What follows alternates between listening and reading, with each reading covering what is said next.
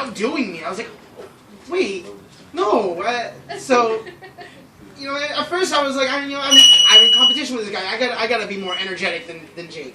I gotta be more energetic. I gotta match up to him. No, I'm not gonna let him outdo me. I'm not gonna.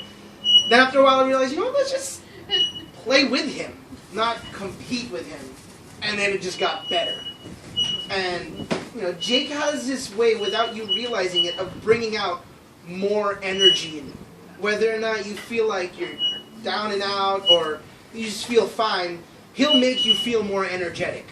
Whether you feel like you're competing with him or you're going with him, he's going to make you more energetic and to make you more fun. And I just had to share that with everybody because that's what I loved about Jake. Music. Thank you. I'm Veronique. I'm also in the Mongers. I don't have a special shirt because I didn't do it last year. I did it the year before. And I don't know if I'll be able to do this and say anything without getting emotional, but Jake and I started with the Mongers at the same time. I was at that audition with a big gaping hole in the pants.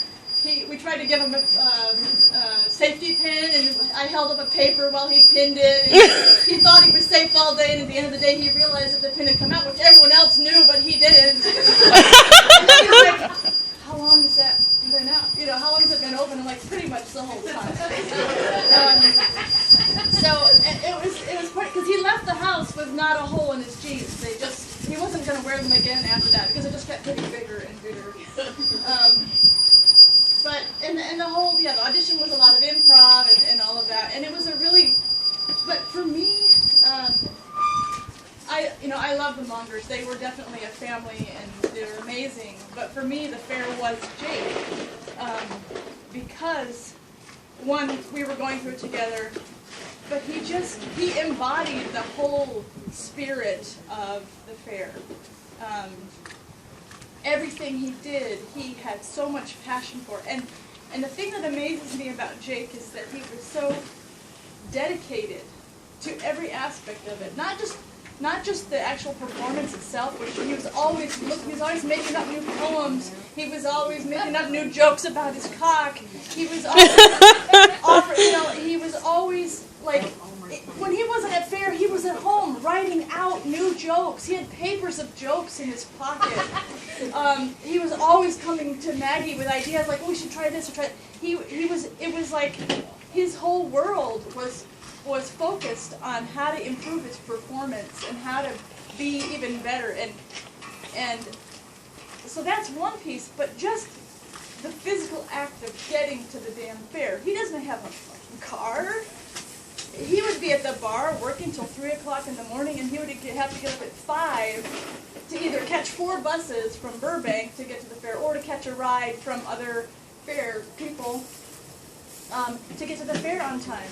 And he would be there all day, and then he'd have to figure out a way to get home and get another ride back. And so that just kind of tells you the kind of person he was, because once he committed to something, he was so dedicated to it, and he gave more than 120%. He just gave so much of himself to the fair and to everybody that he met. And I think that that's what we're all talking about and what we're all feeling, is that every one of you felt like you were special to him.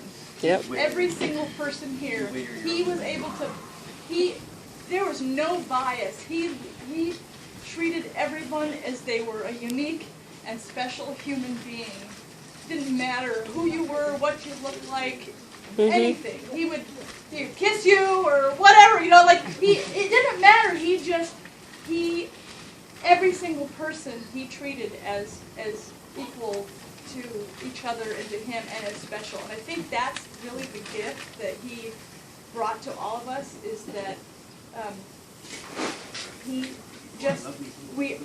I loved that man. I'm married. I didn't love him, in love with him, but I think all of us were a little in love with him. Every single person here, because he made us feel good about ourselves and made us feel welcome and made us feel loved, just because of who he was and how he interacted with people. So I'm really gonna miss him, and we had a lot in common. We both came from the East Coast. He grew up kind of where I grew up in New York, and It was just, we would sit, someone I think mentioned it too, the fair days were so long. We'd go get there at 8 o'clock in the morning and be there at 8 o'clock at night. So it's really intense. You're there for 12 hours. You see people at their worst and their best. You see people break down. You see, you know, you bend over and someone's dry humping you and you're like wondering what's happening. It's just one of those really crazy, intense, amazing experiences that I was able to share with all of these beautiful